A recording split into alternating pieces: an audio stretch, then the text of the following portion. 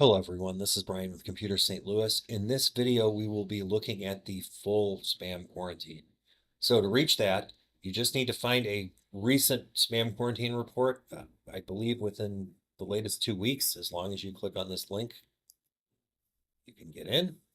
So the default view is the junk list. So these are emails. It's going to bring you to a list of junk email. And um, you can see this is 3 pages long. It just goes back 30 days. This is just stuff that's been marked with as junk.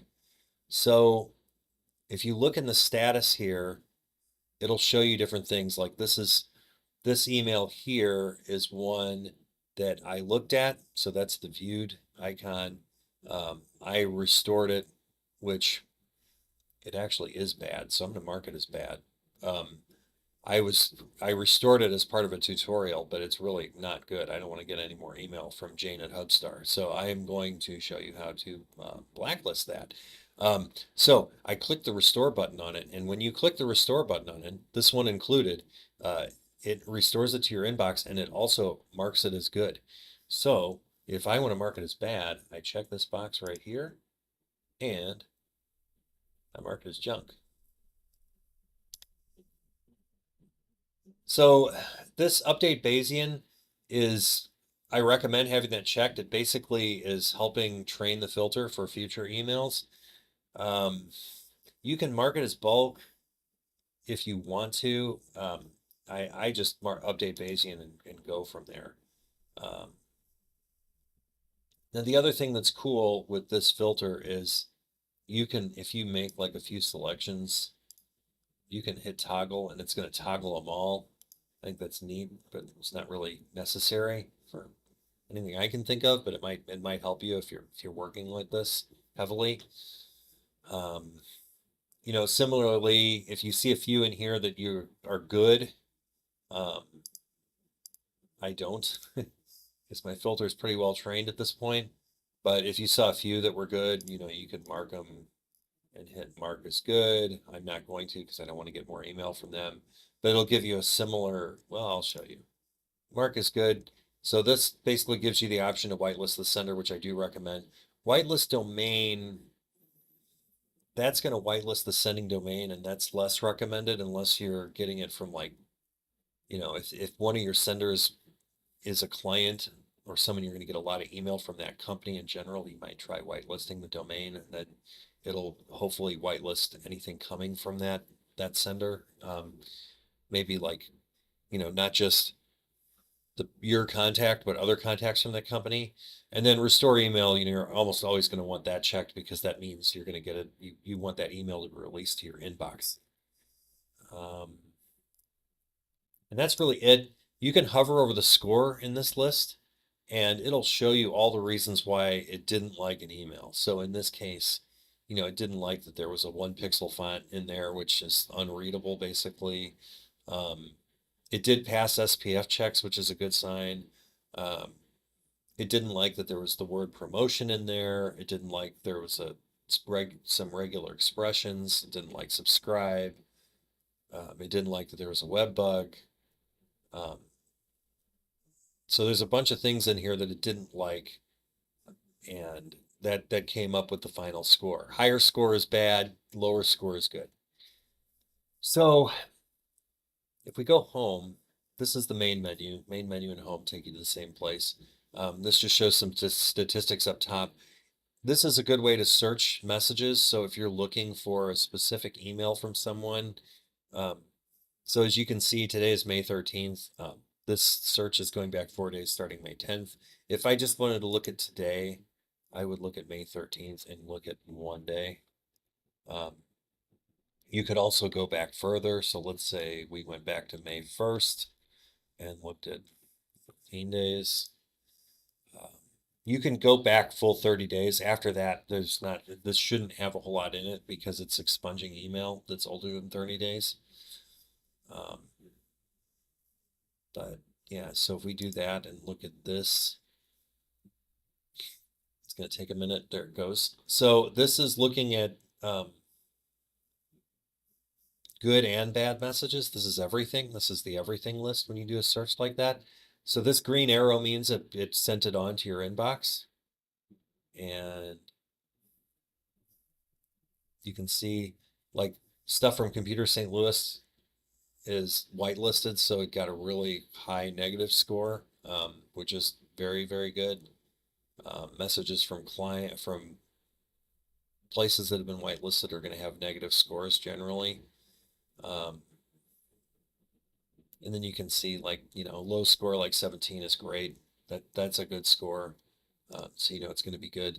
But this is just the reason I would come in here is if you're getting repeated spam from someone like this UC partner group, that's definitely spam, and I don't want to see any more email from them. I can mark it here and mark as junk, and I will never see.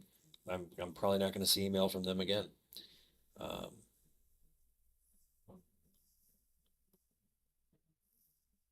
Now that's not like a full blacklisting, but it is marking them as junk, so that should block future email coming from them because it's updating that Bayesian database.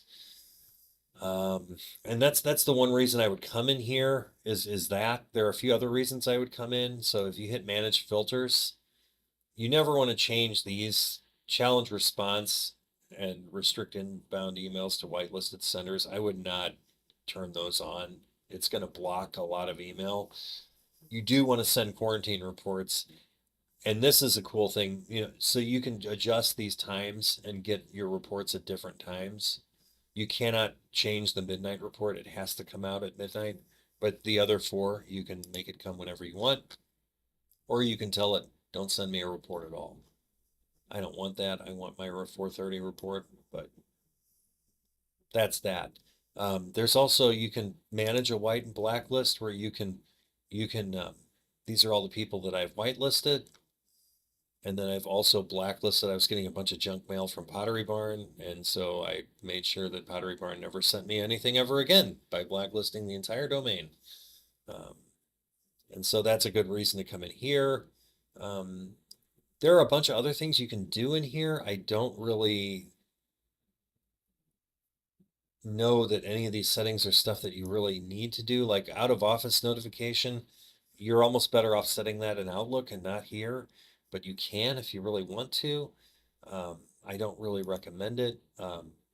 Missed email alerts can be set up.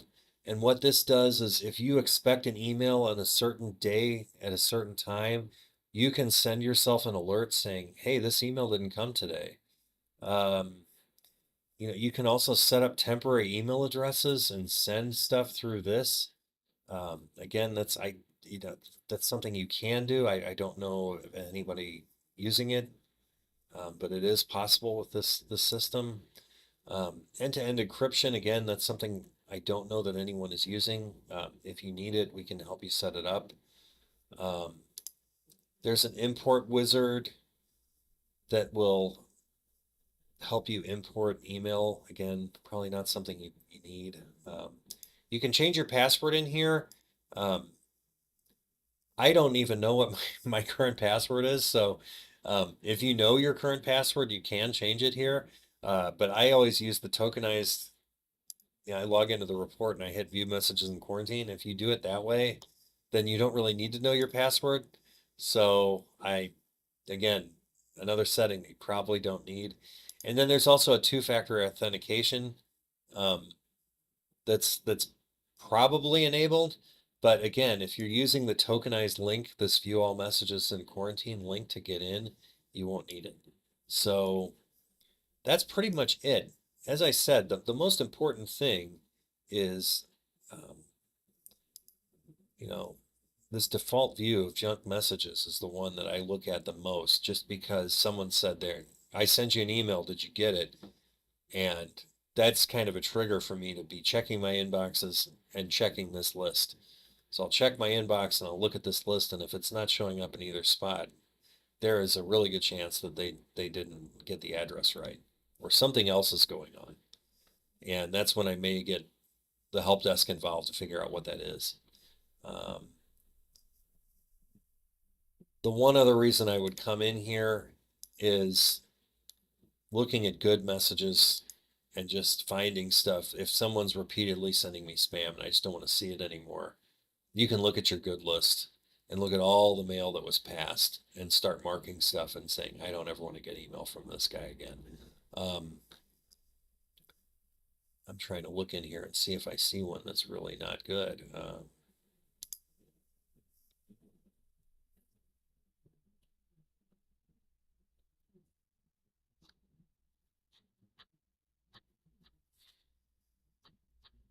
And I'm not seeing anything per se, other than the one I already marked bad. So as you can see, the spam filter's been working. I've been working with this filter now for a while, and I haven't had to mark anything for a while, and so it's good from that respect that I don't have to come in here and mark things bad very often.